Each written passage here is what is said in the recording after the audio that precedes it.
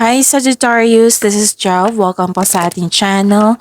Gamitin ang reading na ito bilang gabay lamang. Kung naka-resonate kayo, comment down. Kung hindi kayo naka-resonate, ibigay niyo po sa iba kasi general reading po ito. This is for you, Sagittarius.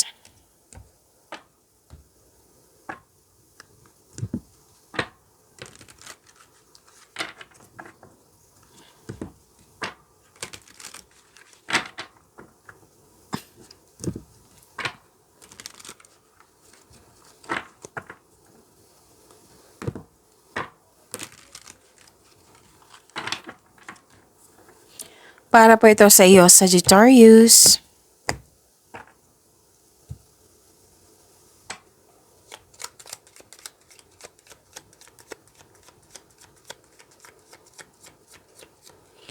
Maraming salamat po sa inyong patuloy na suporta at maraming salamat din po sa mga hindi nag-skip ng ads.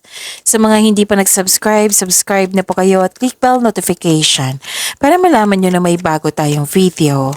Para sa mga gusto magpa-reading, comment po kayo ng personal reading.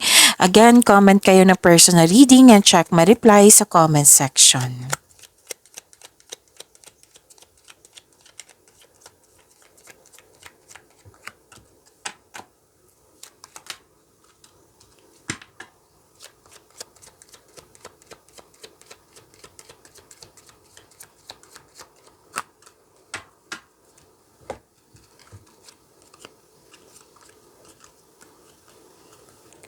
Okay, Sagittarius. Pwedeng nahirapan kayo nabibigatan or nagkaroon ng anxiety, stress, or you're not okay sa nakaraan. Pwede din ngayon at huwag kayong mag-alala. Kasi may recovery akong nakikita dito. So, claim this recovery. May nakita rin ako dito na grupo ng tao na very supportive sa'yo. At may nakita ako dito nagbabasa kayo ng libro or sa internet para may makuhang learnings and clarity. Nakita ko rin dito na may malalaman kayong sekreto. Nagkaroon po ng personal development and spiritual growth. And wow, may malaking pera na parating sa iyo or dumating na. This is cash flow, maraming transaction or an opportunity na makapagbigay sa iyo ng malaking pera. So claim nyo po, ang ganda.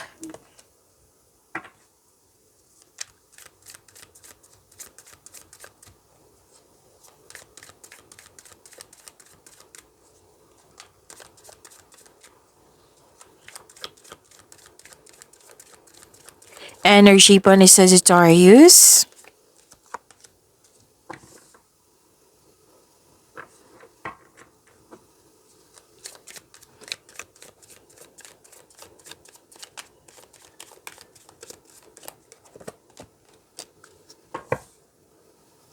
Kung may narinig kayo or may nakita kayong repeating message, meaning to say, pinupush ng cards nyo yan. Like for example, Sagittarius, nanood kayo sa weekly gabay tarot reading nyo at ngayon, may napansin kayo na ulit na mensahe. Yan po yung pinupush ng cards nyo na kailangan yung bigyan ng atensyon, solusyon at aksyon kung maaari po. So ano yung energy ni Sagittarius?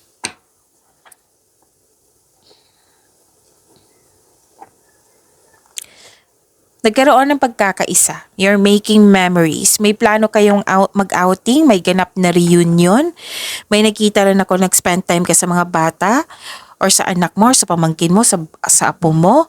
Or ito yung inner child mo. Alam mo ba sa pag-spend time mo sa mga bata at sa inner child mo, mare-refresh yung energy niyo po. Pwede din nag-spend time ka sa mga old friends or sa mga taong para mo na ring pamilya.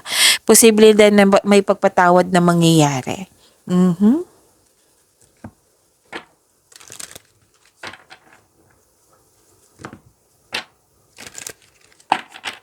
Mataas ang inyong intuition. Yung sabi ko kanina dito na may malalaman kayong sekreto, lumabas dito sa tarot cards niyo po. Nang dahil sa mataas ang inyong intuition. Makinig sa inyong intuition, maaring may panawaging spiritual na parating sa iyo. And naghahanap ka ng solusyon dito, naghahanap ka ng sagot sa inyong mga katanungan. So ang response ng card nyo dito, nasa iyo na po yung sagot. Nasa iyo na po yung solusyon. So trust your own counsel first.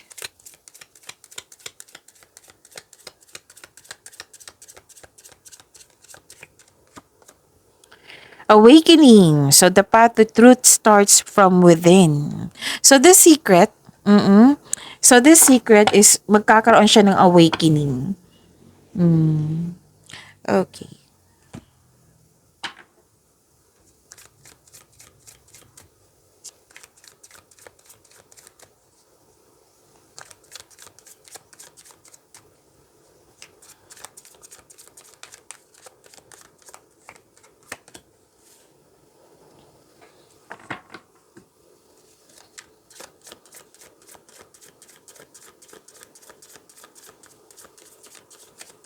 Okay, kunin ko yung isa, yung nauna.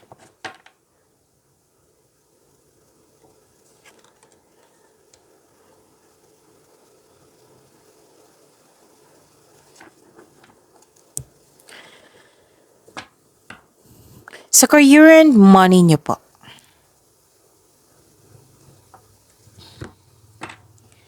You have the power, authority, and protection.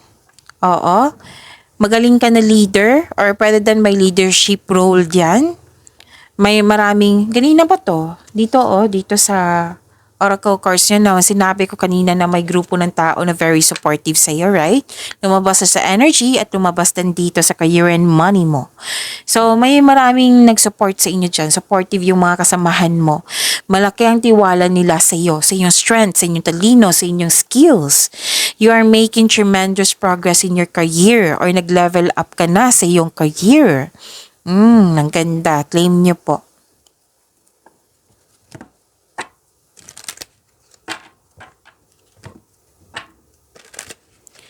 So, nagpasya kayo dito, naging honest kayo sa inyong sarili at humingi ng tulong mula sa inyong trustworthy coworker or taong same kayo ng business industry. At para mas lumawak pa yung kaalaman mo regarding sa inyong career, para palakihin yung kaperahan nyo. At saka na makagawa kayo ng diskarte sa inyong kaperahan at layunin. Nanindigan kayo sa inyong paniniwala. You are now focused on your logical kaysa you are now focused sa logical at kitwiran kaysa sa umasa sa inyong emotion.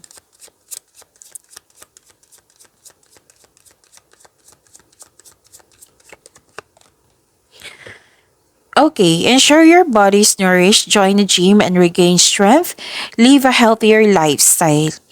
Okay, so ang sabi dito, take time for yourself. Okay, alagaan lang sarili, huwag masyadong magpagod. Alagaan din yung money, alagaan yung career at the same time.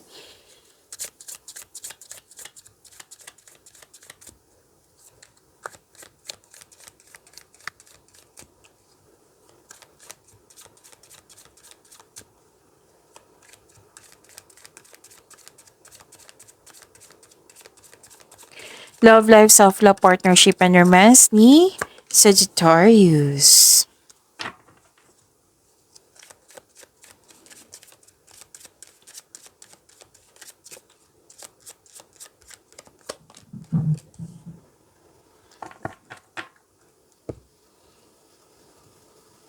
Okay, sa buhay pag-ibig, self-love, ano ito ba tawag dito? Self-love, love lives, pwede na sa pamilya to.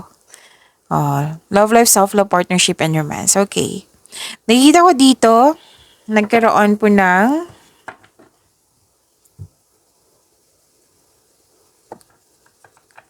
wealth and generosity. Okay? Wealth and generosity. And sa mga single dito, may magiging partner kayo na financial stable na sobrang generous. Oo.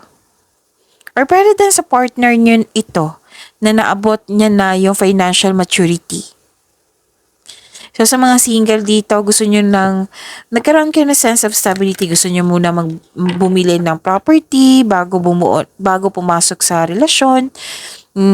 May plano din kayo magbakasyon or bumili ng regalo that pampers you.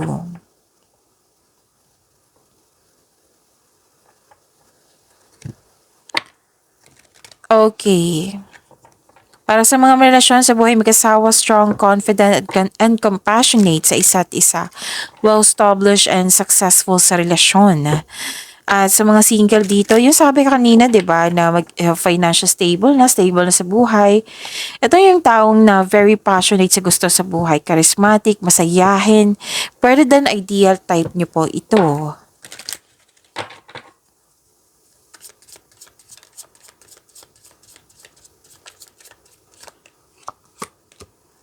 You're about to be surprised.